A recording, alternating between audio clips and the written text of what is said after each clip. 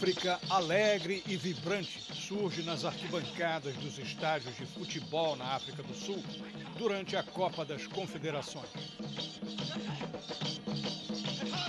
Uma África sofrida frequenta as manchetes de jornais, onde se fala de fome, pobreza, corrupção.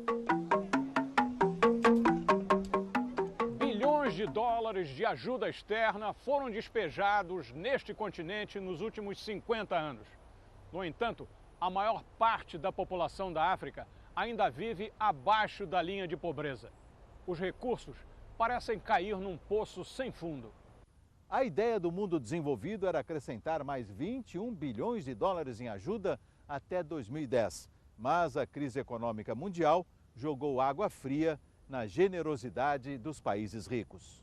Um movimento liderado por uma economista africana acusa a ajuda internacional de causar mais danos do que benefícios aos países da África.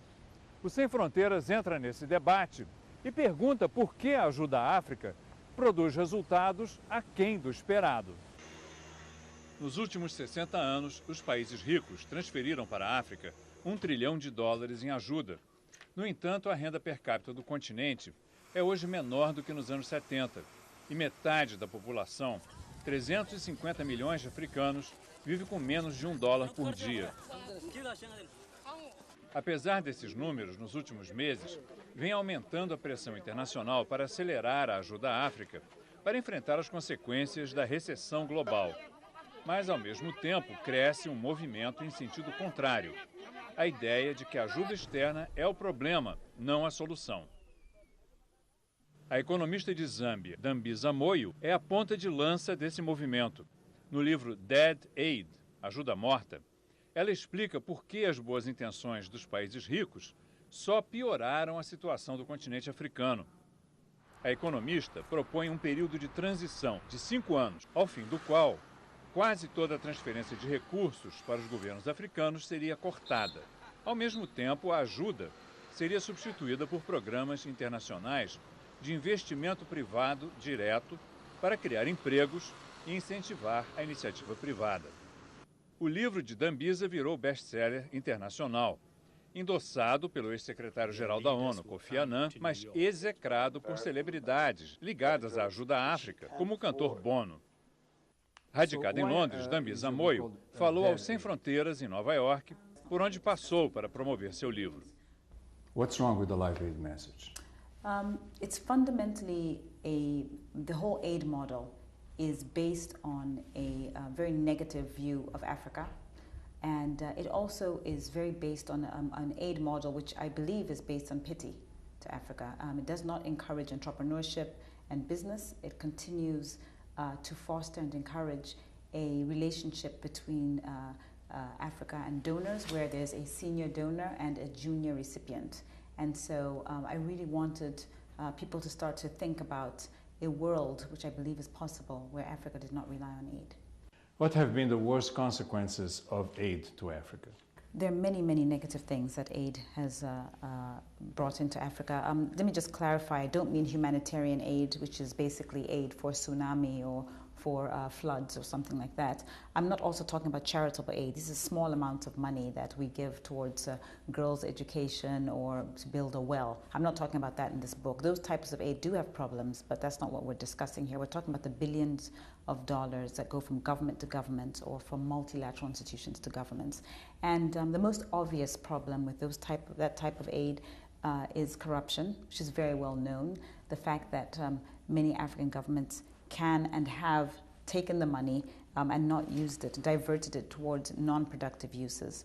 But also, a lot of aid leads to inflation, it leads to large debt burdens, to bureaucracy, inefficiency, and I think the worst thing about the aid model is that it encourages or actually disenfranchises Africans. You compared aid to a drug on which Africa became dependent, right? Absolutely.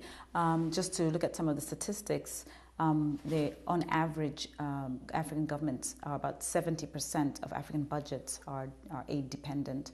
Some extreme cases like Ethiopia, it's over 95% of the government budget is aid. What do you propose to replace aid? I'm actually really encouraging sort of what they call South-South trade, Africa to spend its time and energy and resources building alliances with places like China, for example, which has 1.3 billion people and 7% arable land. So there's a lot of opportunity because China needs to feed its people for African governments to foster and encourage the agricultural sector, for example. I also talk about foreign direct investment. In some African countries, it can take up to 2 years to get a business license. So I'm really trying to urge African governments to make it easier for businesses to start and to foster that private sector so that obviously as the economy grows, the government can start to raise tax income.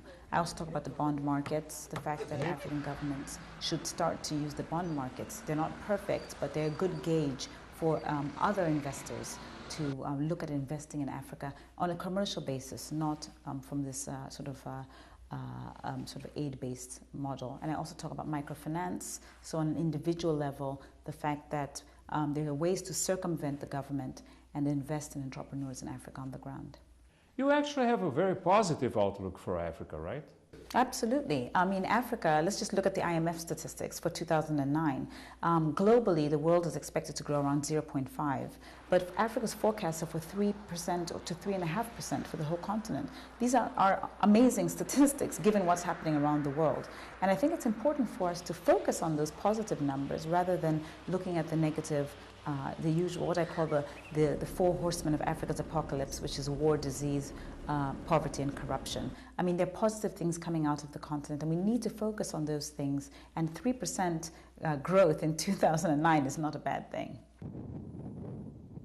Os defensores da ajuda à África reconhecem que muitas doações ao longo dos anos têm sido desperdiçadas com burocracia e incompetência, ou simplesmente roubadas por políticos corruptos.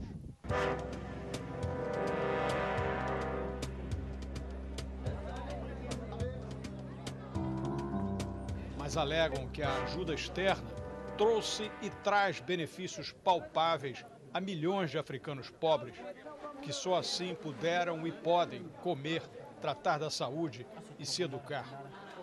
Quanto à corrupção, dizem os defensores da ajuda externa, a prática com frequência é iniciativa dos doadores, que subornam políticos africanos para aceitar recursos estrangeiros destinados a importar serviços e produtos do país doador. Assim, por exemplo, em plena Guerra Fria, o ditador Mobutu Sese Seko, do então Zaire, hoje República Democrática do Congo, passou 3 décadas recebendo milhões de dólares de suposta ajuda de americanos e europeus para que se mantivesse longe das ofertas dos soviéticos. Ficou, de fato, longe dos russos, mas guardou bem perto o dinheiro recebido de fora, que só serviu de ajuda à sua fortuna pessoal. O mesmo ocorreu no Quênia, de Daniel Arap Moi. A prática se repetiu na Nigéria, de Sami Abacha, e de outros ditadores de plantão neste país de solo rico em petróleo, mas população pobre em renda. O erro, portanto, apontam os defensores de ajuda externa à África, não está na doação estrangeira, e sim na falta de controle sobre o uso local dos recursos.